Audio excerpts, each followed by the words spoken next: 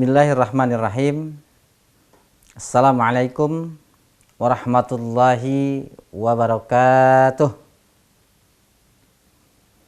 Alhamdulillah, pemirsa TV-mu dimanapun berada, selamat bertemu kembali dengan kakak dalam Waktu Indonesia Belajar. Seperti biasa, kakak akan memberikan pembelajaran kemuhammadiyahan. Kalau di episode sebelumnya kakak sampaikan tentang sejarah berdirinya Muhammadiyah, maka pada episode kali ini kakak akan mencoba menyampaikan tentang kepribadian Muhammadiyah. Mengapa harus disampaikan materi kepribadian Muhammadiyah? Karena materi kepribadian Muhammadiyah ini amat sangat penting, khususnya bagi kader Muhammadiyah. Kepribadian Muhammadiyah ini lahir setelah 40 tahun, sekitar 40 tahun Muhammadiyah berdiri. Sekarang kita coba, apa sih kepribadian Muhammadiyah itu? Sejauh mana pentingnya kita mempelajari, mengetahui, dan memahami tentang kepribadian Muhammadiyah? Mari kita simak bersama. Baiklah, adik-adik di rumah, para pelajar yang soleh dan soleha, kepribadian Muhammadiyah itu adalah sebuah rumusan yang menguraikan tentang jati diri apa itu Muhammadiyah.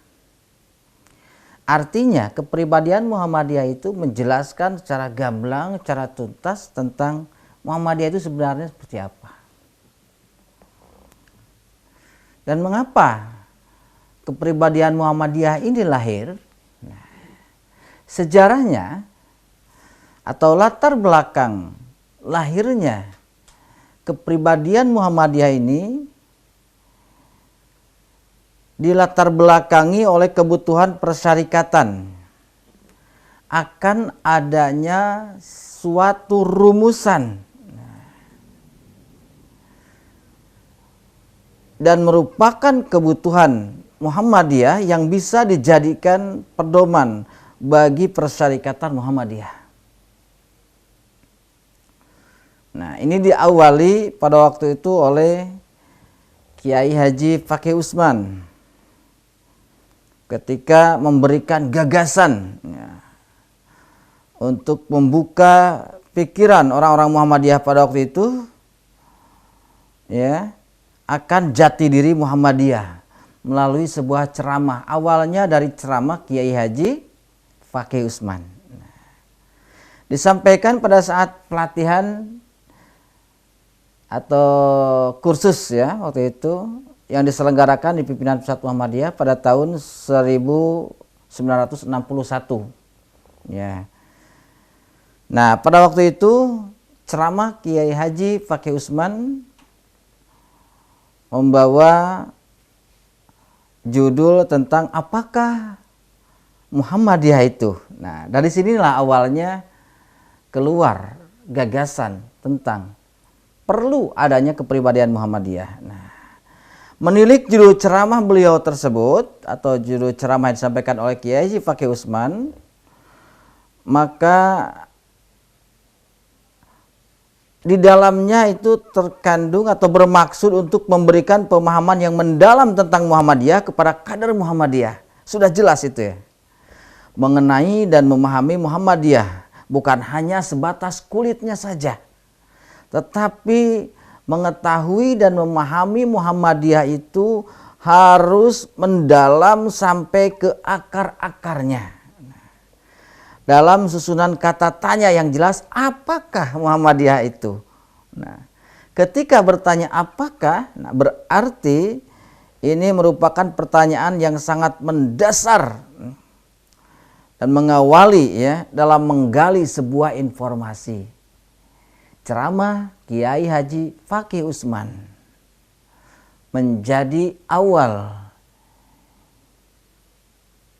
tercetusnya atau terlahirnya yang namanya kepribadian Muhammadiyah. Oke, kita lanjut. Ternyata gagasan Kiai Haji Fakih Usman ini diterima dan direspon positif ya oleh pimpinan pusat Muhammadiyah yang pada waktu itu ketuanya Bapak Kiai Haji Yunus Anis ya, yang tentara itu ya. Nah, dengan membentuk tim perumus apa yang disampaikan oleh Kiai Haji Fakih Usman, dibentuklah tim perumus untuk menyempurnakan gagasan itu. Nah, maka tim perumus tersebut dibentuk, kalau sekarang di SK-kan ya oleh pimpinan pusat pada waktu itu, yang terdiri dari Kiai Haji Fakih Usman sendiri, kemudian Kiai Haji Farid Ma'ruf, kemudian Bapak Jarnawi Haji Kusuma, Pak Jindar Tamimi, kemudian Hamka, di sana juga ada Muhammad Wardan, kemudian ada juga Kiai Haji M. Salah Ibrahim. Itulah para perumus yang dibentuk oleh pimpinan pusat Muhammadiyah untuk merumuskan dan menyempurnakan gagasan Kiai Haji Fakih Usman tentang kepribadian Muhammadiyah. Baiklah, adik-adik pelajar di rumah yang berbahagia, tim perumus tersebut kemudian berusaha semaksimal mungkin ya untuk mengolah apa yang disampaikan oleh Kiai Haji Fakih Usman tadi, gagasan Kiai Haji Fakih Usman. Untuk lebih jelasnya, jangan kemana-mana, tetap di Waktu Indonesia Belajar setelah yang satu ini.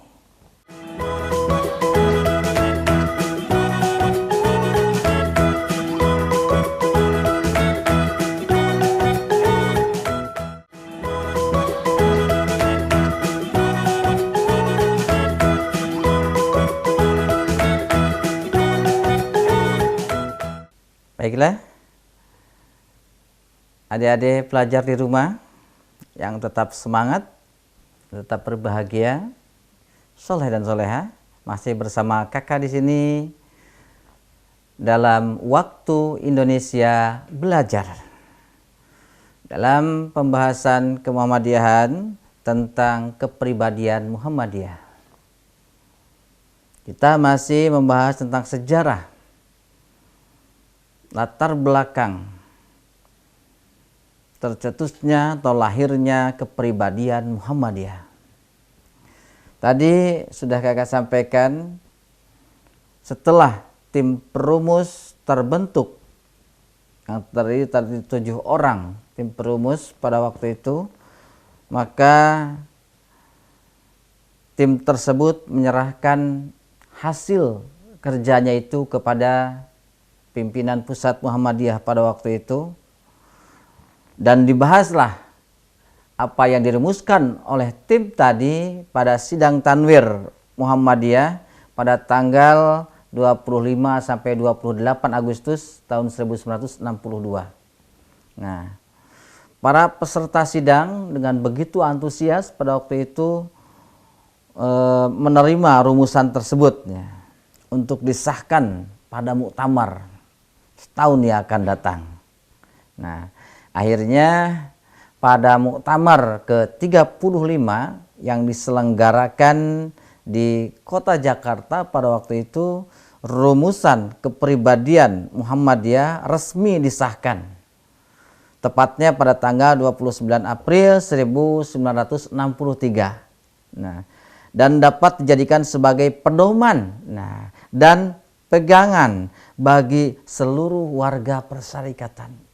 Alhamdulillah sudah ada sejak muktamar ke-35 pada tahun 1963. Nah, pada muktamar itu juga terpilih ketua umum baru ya, yang menggantikan Kiai HM atau Haji Muhammad Yunus Anis, yaitu Kiai Haji Ahmad Badawi pada periode 1963 sampai 1968. Itulah sekilas sejarah terbentuknya, katakan, atau adanya atau yang mengawali adanya kepribadian Muhammadiyah, terlahirnya kepribadian Muhammadiyah. Kemudian mengapa kepribadian Muhammadiyah ini dirasa begitu penting pada waktu itu? Sejauh mana fungsinya untuk Muhammadiyah? Artinya apa fungsi kepribadian Muhammadiyah itu dalam hubungannya dengan keberadaan Persyarikatan Muhammadiyah? Nah, ternyata kepribadian Muhammadiyah ini berfungsi sebagai landasan, kemudian sebagai pedoman dan pegangan setiap gerak Muhammadiyah untuk menuju cita-cita Muhammadiyah. Coba masih ingat gak apa itu cita-cita Muhammadiyah? Insya Allah kalian adik-adik pelajar masih ingat ya, bahwa cita-cita Muhammadiyah itu yaitu untuk menuju untuk mewujudkan masyarakat Islam yang, atau terwujudnya masyarakat Islam yang sebenar-benarnya. Nah itu. Jadi sebagai landasan, sebagai pedoman dan pegangan setiap gerak Muhammadiyah. Kenapa harus ada landasan? Kenapa harus ada pedoman dan pegangan dalam bermuhammadiyah? Karena sebelum itu, setelah 40 tahun Muhammadiyah berdiri, ya, banyak gerakan di Muhammadiyah ini agak katakan aneh-aneh. Misalnya pengaruhi pada waktu itu oleh suhu politik lah, katakan. Gaya-gayanya sudah bukan gaya yang tidak Muhammadiyah lagi. Maka segeralah pakai Utsman pada waktu itu mencetuskan gagasan bermuhammadiyah yang benar. Maka dibentuklah tim perumus untuk kepribadian atau untuk mewujudkan kepribadian Muhammadiyah ini. Itulah fungsinya. Kemudian setelah kita bicara masalah fungsinya, hakikatnya kepribadian Muhammadiyah ini sebenarnya apa? Nah, ini harus tahu juga bahwa hakikat kepribadian Muhammadiyah adalah wajah dan wijahnya persyarikatan. Artinya persyarikatan Muhammadiyah. Wajah tersebut mencerminkan 3 karakter kuat, 3 predikat kuat sebagai jati dirinya secara utuh. Ya, artinya Muhammadiyah itu punya 3 predikat kuat yang ada dalam dirinya, ya, yang tidak bisa dihilangkan dari yang namanya Muhammadiyah. Kita tahu bahwa Muhammadiyah itu satu sebagai gerakan Islam. Nah, bukan gerakan yang lain-lain. Kemudian yang kedua, Muhammadiyah itu sebagai gerakan dakwah. Dan yang ketiga, Muhammadiyah itu sebagai gerakan tajdid. Nah, Muhammadiyah sebagai gerakan Islam, Muhammadiyah sebagai gerakan dakwah, dan Muhammadiyah sebagai gerakan tajdid tidak bisa dipisahkan dari dalam diri Muhammadiyah. Karakter Muhammadiyah sebagai gerakan Islam maka harus bergerak sesuai dengan aturan Islam. Kemudian sebagai gerakan dakwah tidak ada tujuan lain, dasar lain dari pergerakannya itu hanya didasari oleh niat untuk berdakwah. Bukan dasar yang lainnya. Dan gerakan tajdid, bahwa Muhammadiyah ini senantiasa berpikir tentang pemurnian dan bagaimana bertajdid untuk dinamisasi, ya, untuk lebih maju lagi dalam berpikir. 3 kunci atau 3 karakter gerakan Muhammadiyah yang menjadi jati diri Muhammadiyah, yang harus ada secara utuh dalam Muhammadiyah. Itulah hakikat dari kepribadian Muhammadiyah. Masih tetap bersama kakak di sini dalam Waktu Indonesia Belajar. Dan kakak akan kembali setelah yang satu ini.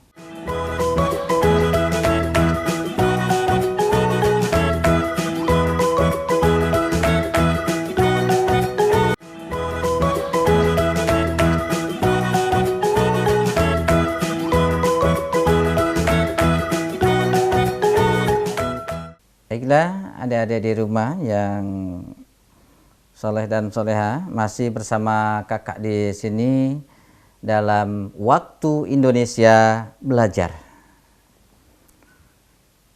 3 predikat yang kuat ya dalam Muhammadiyah, yang merupakan wajah Muhammadiyah, mencerminkan dirinya sebagai gerakan Islam, gerakan dakwah, dan gerakan tajdid. Nah, kita coba satu-satu kita sampaikan apa itu Muhammadiyah sebagai gerakan Islam. Muhammadiyah sebagai gerakan Islam jelas harus melekat ya secara esensi ya dengan Islam itu sendiri.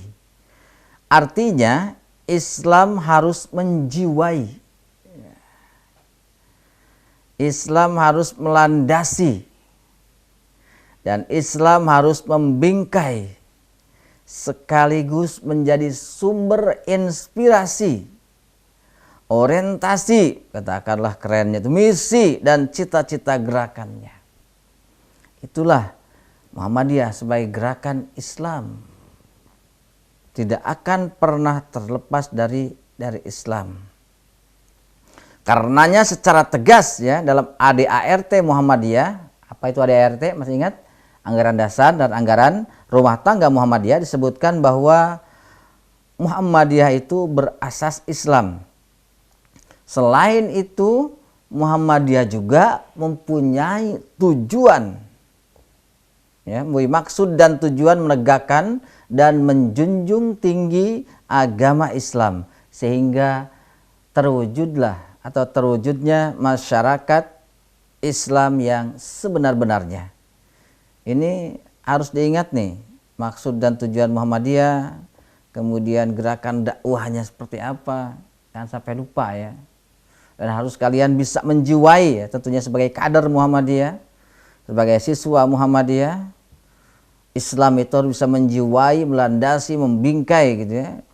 Kemudian menjadi inspirasi ya, menjadi misi dalam segala cita-cita kalian. Insya Allah akan maslahat apa yang kalian kerjakan, apa yang kalian perbuat. Begitupun dengan Muhammadiyah sebagai gerakan Islam, kalau sumbernya bukan dari Islam, maka itu bukan Muhammadiyah. Kemudian adik-adik pelajar yang soleh dan soleha yang berbahagia, dengan identitas Islam itu maka Muhammadiyah dengan seluruh kelembagaannya maupun orang-orangnya harus mengintegrasikan diri ya, dengan nilai, norma, dan prinsip Islam, sehingga seluruh orientasi dan gerakannya itu bisa terwarnai oleh keislaman.